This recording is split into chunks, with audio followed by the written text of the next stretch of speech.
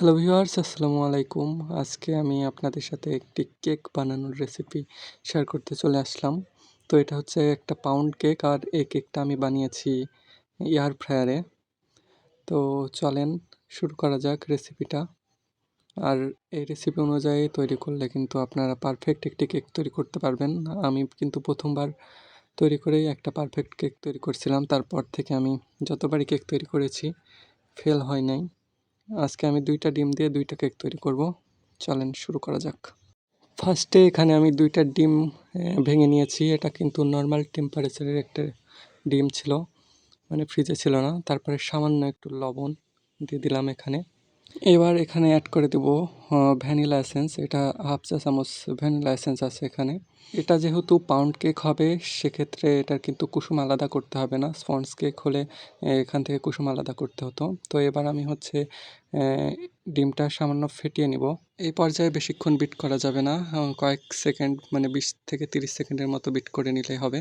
এবার আমি এখানে অ্যাড করে দেব চিনি। আর চিনিটা হচ্ছে কয়েক ধাপে অ্যাড করতে হবে। এখানে 1/3 কাপ একবার নিয়েছি। 2টা ডিম হলে 1/3 কাপ করে দুইবার দিবেন। তো আমি প্রথমবার দিলাম 1/3 কাপ, এরপর আবার 1/3 কাপ দিয়ে আমি ফেটিয়ে নিব। চিনি গলে যাওয়া পর্যন্ত আমি ফেটিয়ে নিয়েছি। আর এ পর্যায়ে অ্যাড করতে হবে সয়াবিন তেল।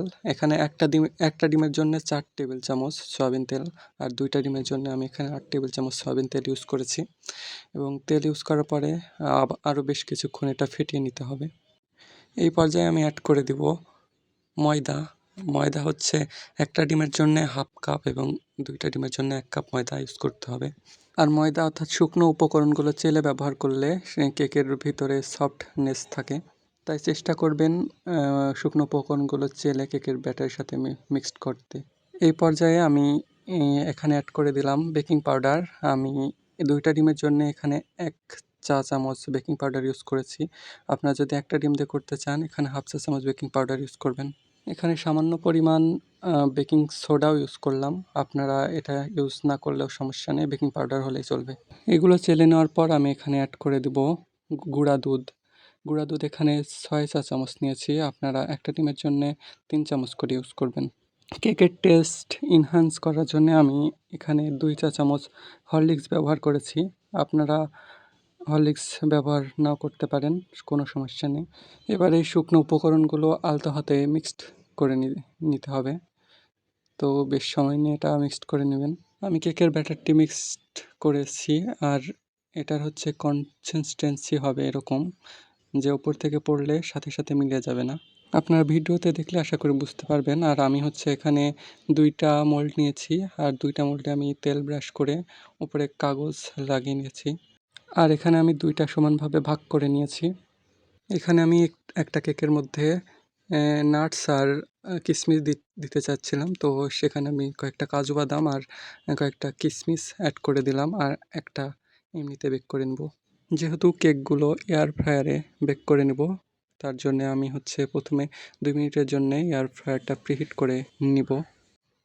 প্রিহিট করা এয়ার ফ্রায়ারের ভেতরে আমি কেকের ব্যাটারটা বসিয়ে দিলাম এবং প্রথমে হচ্ছে আমি 20 মিনিটের জন্যে টাইম সেট করে দিয়েছিলাম, কিন্তু 20 মিনিটে হয়েছিল না। পরবর্তীতে আর 5-7 মিনিট লাগছিল। তো এটা হচ্ছে 30 মিনিটের মধ্যে একটা কেক হয়ে যাবে। ভেতরে একটা কাঠি ঢুকিয়ে চেক করে নেবেন।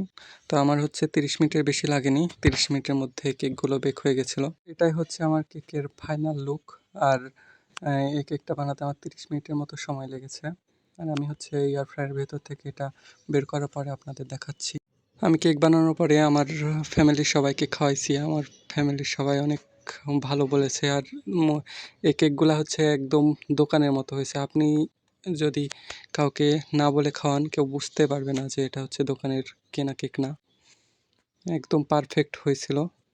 আর কেকটার সফটনেস, টেস্ট মাশাআল্লাহ অনেক ভালো ছিল।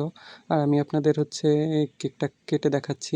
আমার যেহেতু হচ্ছে বড় মোল্ড নাই, ছোট মোল্ড, সেজন্য আমি হচ্ছে 2বারে বেক করে নিয়েছি। আর 2টা ডিমের কিন্তু এক মোল্ডে বেক করা যাইতো।